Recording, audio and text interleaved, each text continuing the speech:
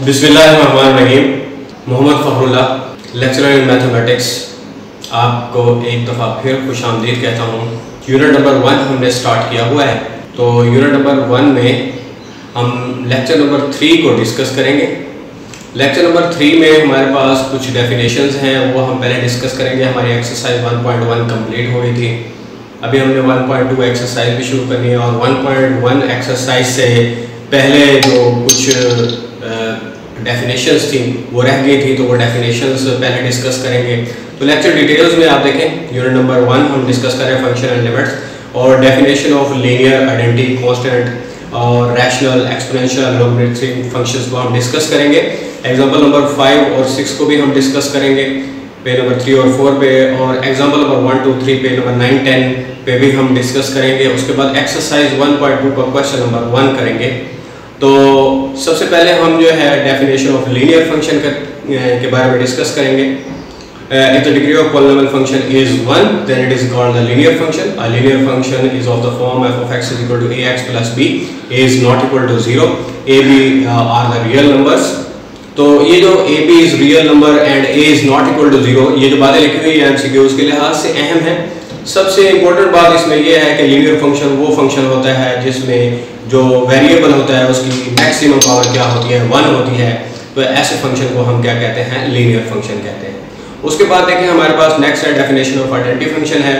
तो identity function definition for the set of x, a function I x to x, यानी x से x की तरफ होगा, पहली वैल्यू भी एक्स होगी और दूसरी वैल्यू भी एक्स होगी, तो ऐसे फंक्शन को हम क्या कहते हैं, आइडेंटिटी फंक्शन कहते हैं। इस तरह डेफिनेशन ऑफ कांस्टेंट फंक्शन है c x to y, c of x is equal to a, इसमें जो भी हम इनपुट डालेंगे वो एक कांस्टेंट की सूरत में आंसर देगा।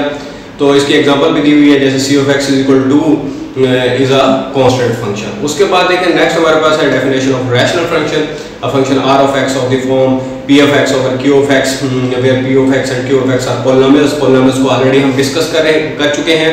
तो ऐसे फंक्शन को हम क्या कहते हैं जिसमें ऊपर भी एक फ्रैक्शनल सूरत में हो, यानी ऊपर भी एक पॉलिनोमियल हो, नीचे भी पॉलिनोमियल हो, तो ऐसे फंक्शन को हम क्या कहते हैं, रैशनल फंक्शन कहते हैं। उसके बाद देखें हमारे पास डेफिनेशन ऑफ एक्सपोनेंशियल फंक्शन है, ऐसा फंक्शन जिसमें वेरिएबल एक्सपोनेंट या पावर में हो, ऐसे फंक्शन को क्या कहते हैं, एक्सपोनेंशियल फंक्शन कहते हैं। इसकी एग्जांपल दी हुई है, जैसे e ऑफ ax है, या y is equal to ex है, या y इज इक्वल टू 2 की पावर x है, ये सारे क्या हैं, एक्सपोनेंशियल फंक्शंस हैं। तो नेक्स्ट हम देखते हैं definition of logarithmic function. Logarithmic function में आगे दो सब कैटेगरीज आ जाती हैं, कॉमन लॉगरिथम आ जाता है, नेचुरल लॉगरिथम आ जाता है।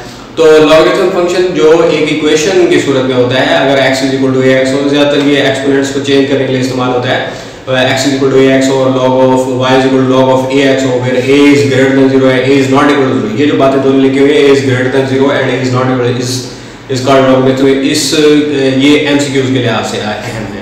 और उसके बाद definition of logarithm, common logarithm देखेंगे। कॉमन लॉगरिथम में ये है कि ऐसा लॉगरिथम जिसकी बेस 10 हो, ऐसे लॉगरिथम को हम क्या कहते हैं, कॉमन लॉगरिथम कहते हैं। उसके बाद हमारे पास नेचुरल लॉगरिथम है। नेचुरल लॉगरिथम वो फंक्शन होता है जिसमें हमारे पास क्या होता है, ऐसा फंक्शन जिसमें हमारे पास बेस जो है, लॉग की बेस e हो जाती है, तो ऐसे फंक्शन को हम क्या कहते हैं, नेचुरल लॉगरिथम कहते हैं। अब एग्जांपल नंबर 5 डिस्कस कर रहे हैं। तो डोमेन और रेंज के पहले भी हमने क्वेश्चंस किए हैं। तो डोमेन और रेंज बहुत इंपॉर्टेंट टॉपिक है, इसको अगर आप मजीद जो है डिटेल में देखना चाहते हो तो पहले भी हमने एग्जांपल डिस्कस किए हैं, उस लिहाज से आप देखेंगे। डोमेन के बारे में मैंने बताया था, डोमेन जो है हमारे पास किसी भी फंक्शन की इनपुट होती है, और रेंज हमारे पास क्या होती है, आउटपुट होती है। यानी मैथमेटिकल नेम, इनके इनपुट और आउटपुट के मैथमेटिकल नेम क्या है, डोमेन और रेंज हैं।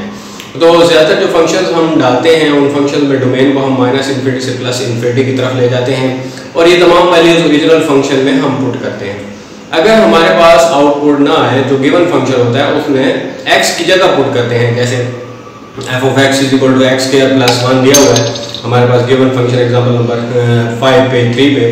तो उसमें f of x is equal to x square plus 1 है, तो इसमें डोमेन और रेंज जब हमने फाइंड करनी है तो सबसे पहले हम डोमेन में तो -∞, यानी इस तरह के जो फंक्शन होंगे पहले -∞ से लेकर +∞ तक हम वैल्यूज पुट करेंगे, और वो वैल्यूज जो है ओरिजिनल फंक्शन में हम पुट करते जाएंगे। उससे हमारे पास क्या मिलेंगे, आउटपुट्स मिलेंगे।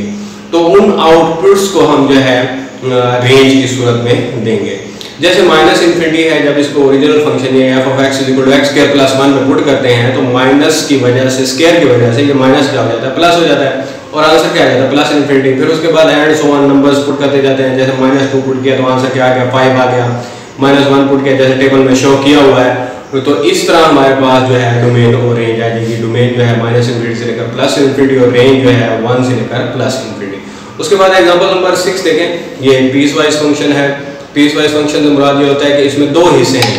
एक पहला हिस्सा है 1 is less than equal to x and x is less than equal to 1 है। तो पहले हिस्से में भी हमारे पास क्या है, जो डोमेन है वो ऑलरेडी डिफाइंड है। जो x की वैल्यूज होती है वो क्या होती है, डोमेन होती है। तो इसमें लिखा हुआ है कि x जो है 0 से लेकर 1 तक है, यानी इसकी डोमेन जो है 0 से लेकर 1 तक है। तो हम इसलिए डोमेन को क्या कहें, जो डिफाइंड होती है उसको पहले से ही हम इस 0 से लेकर 1 तक वैल्यूज को हम इसमें पुट करेंगे ओरिजिनल फंक्शन में। पुट करने के बाद हमारे पास आउटपुट्स आएंगे, आउटपुट भी देखेंगे वो भी हमारे पास क्या आ रही है 0 से लेकर 1 तक आ रही है। तो डोमेन भी 0 से 1 तक और रेंज भी 0 से 1 तक है। उसके बाद जो नेक्स्ट हमारे पास पीस वाइज फंक्शन में दूसरा हिस्सा दिया हुआ है वो 1 is less then x and x is less than equal 2 है। तो यहाँ पे हमने स्टार्ट लिया 1.01 से। 1.01 से स्टार्ट लेने का मकसद ये था कि हमारे पास क्योंकि 1 के साथ इक्वल का निशान नहीं है, इसलिए हम 1.01 जब इसको पुट किया तो 0.01 आंसर आ गया, 1.2 पुट किया तो 0.02 और 1.4 पुट किया तो 0.04 और इस तरह हमारे पास आंसर आएगा। डोमेन होगी 1 से लेकर 2 तक। 1 पे आप जो है स्मॉल ब्रैकेट लगाएंगे और 2 पे आप क्लोज ब्रैकेट लगाएंगे। ब्रैकेट्स के बारे में मैं ऑलरेडी आपको पिछले लेक्चर में बता चुका हूँ। तो इस तरीके से अब दोनों फंक्शंस की जब डोमेन और रेंज आएंगे तो दोनों को कंबाइन करके हम डोमेन और रेंज, ओरिजिनल डोमेन और रेंज बना लेंगे। उसके बाद देखें नेक्स्ट हमारे पास एग्जांपल नंबर 1 है पेज नंबर 9 पे। इसमें हमारे पास दिया हुआ है x is equal to a cos t, y is equal to a sin t। इस तरह का क्वेश्चन हम एक्सरसाइज में भी कर चुके हैं। तो इसमें हमारा मकसद ये था कि हमने यहाँ पे जो गिवन इक्वेशन है इसको प्रूव करना है, x square plus y square is equal to a square. ये भी आपने याद रखना है, ये सर्कल की इक्वेशन है। तो सर्कल की इक्वेशन के लिहाज से हम इसको सॉल्व करेंगे। x square plus y square is equal to a square, इसको यानी कि हम दो इक्वेशन बनाकर उसके बाद स्केलिंग एडिंग कर देंगे, a स्क्वायर कॉमन ले लेंगे, cos square plus sin square 1 के बराबर हो जाएगा और उसके बाद x square plus y square is equal to a square, ये हमारे पास आंसर आ जाएगा। उसके बाद देखें नेक्स्ट हमारे पास जो है साइन हाइपरबोलिक x का फार्मूला और cos हाइपरबोलिक x और tan हाइपरबोलिक फार्मूलाज यहाँ पे इस्तेमाल होंगे इस एग्जांपल में। तो इसमें एग्जांपल नंबर 2 का पार्ट 1 है। इसमें cos hyperbolic square minus sine एक मशहूर फार्मूला है, इसको हम प्रूव करेंगे। तो cos hyperbolic square cos hyperbolic की वैल्यू पुट कर देंगे और फिर sin हाइपरबोलिक की वैल्यू पुट कर देंगे। वैल्यू पुट करने के बाद जो है हम इसको स्क्वायर्स को खोलेंगे और सिंप्लीफाई करेंगे और 4/4 इज इक्वल टू 1 हमारे पास आंसर आ जाएगा। उसके बाद एग्जांपल नंबर 2 का पार्ट 2 है। इसमें भी सेम फार्मूला इस्तेमाल करेंगे। इसमें है cos hyperbolic square plus sin hyperbolic square is equal to 1 के बराबर है, ठीक है। ये बल्कि cos हाइपरबोलिक 2x के बराबर है। तो cos हाइपरबोलिक 2x के बराबर प्रूफ करने के लिए पहले उसी तरह हम फार्मूला को प्रूफ करेंगे, खोलेंगे स्क्वायर को, स्क्वायर खोलने के बाद जो है सिंप्लीफाई करेंगे और ये हमारे पास क्या आ जाएगा cos हाइपरबोलिक 2x के बराबर आ जाएगा। उसके बाद देखें क्वेश्चन नंबर 3 का a पार्ट है। इसमें डिटरमाइन हमने इवन या ऑड फंक्शन, ये ऑलरेडी हम एक्सरसाइज में क्वेश्चन नंबर 9 कर चुके हैं। तो इवन या ऑड फंक्शन बताने के लिए x की जगह -x पुट किया जाता है। जब x की जगह -x पुट कर दे तो ओरिजिनल फंक्शन आ जाए तो इवन फंक्शन होता है, अगर उसके साथ माइनस आ जाए तो वो क्या होता है, ऑड फंक्शन होता है। उसके बाद 3 का b पार्ट देखें। इसमें हमारे पास 3x और x स्क्वायर प्लस 1 हमारे पास दिया हुआ है। ये भी सेम इवन और ऑड फंक्शन का है। इसमें भी x की जगह -x पुट किया जाएगा। जहाँ भी इवन और ऑड का क्वेश्चन होगा तो आपका काम किया होगा कि x की जगह -x आगे पुट करना होगा, उससे सिंप्लीफाई करेंगे। उसके बाद अगर ओरिजिनल फंक्शन आ जाएगा तो वो इवन फंक्शन होगा, अगर जो है हमारे पास माइनस कॉमन आ जाएगा तो वो क्या हो जाएगा, ऑड फंक्शन हो जाएगा। तो ये हमारे पास क्वेश्चन क्या है, ऑड फंक्शन है। उसके बाद 3 का पार्ट c देखें पेज नंबर 10 पे। इसमें भी x की जगह -x पुट करेंगे। x की जगह -x पुट करने के बाद आप देखेंगे कि इसमें प्लस f ऑफ x के बराबर आया है ना माइनस f ऑफ x के बराबर आया है। तो दोनों चीज़ें जो है हमारे पास इस लिहाज से ये हमारे पास जो फंक्शन है नाइदर इवन और नॉट ऑड है। अब हम एक्सरसाइज 1.2 की तरफ आते हैं और क्वेश्चन नंबर 1 का पार्ट 1 हम देखते हैं।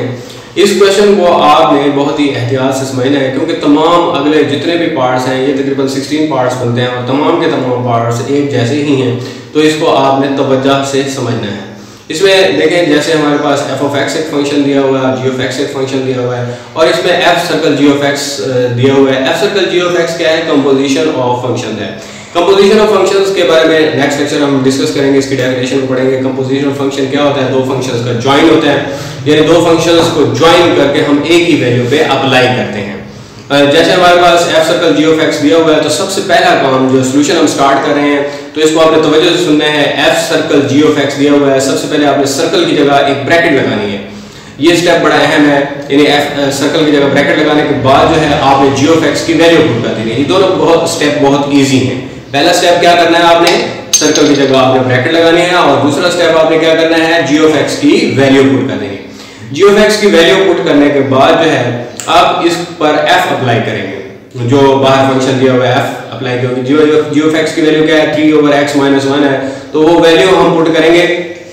और जब हम इस पे f अप्लाई करेंगे तो f में x की जगह छोड़कर बाकी सब कुछ लिख देंगे। जैसे f ऑफ x क्या लिखा हुआ है, 2x + 1 लिखा हुआ है, तो 2x + 1 में आप क्या करेंगे कि 2x की जगह छोड़कर +1 लिख देंगे। ये यहाँ पे ये जो स्टेप किया हुआ है, इसमें मैंने एक खाली जगह छोड़ी हुई है, तो उस जगह पे आप जो है गिवन फंक्शन यानी 3/x - 1 पुट कर देंगे, और उसके बाद उसको सिंप्लीफाई करेंगे। सिंप्लीफाई करने के बाद हमारे पास क्या आ जाएगा, आंसर आ जाएगा।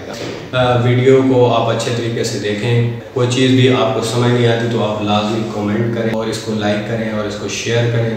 और कोई चीज़ भी आपको क्लियर नहीं हो रही तो आप उसको जो है क्लियर कर सकते हैं आसानी से। डिस्क्रिप्शन में मैं अपना व्हाट्सएप नंबर भी दे दूंगा, ताकि आपको कोई चीज़ समझ ना आ रही हो तो आप उसको क्लियर कर सकें। Thanks and may Allah bless you.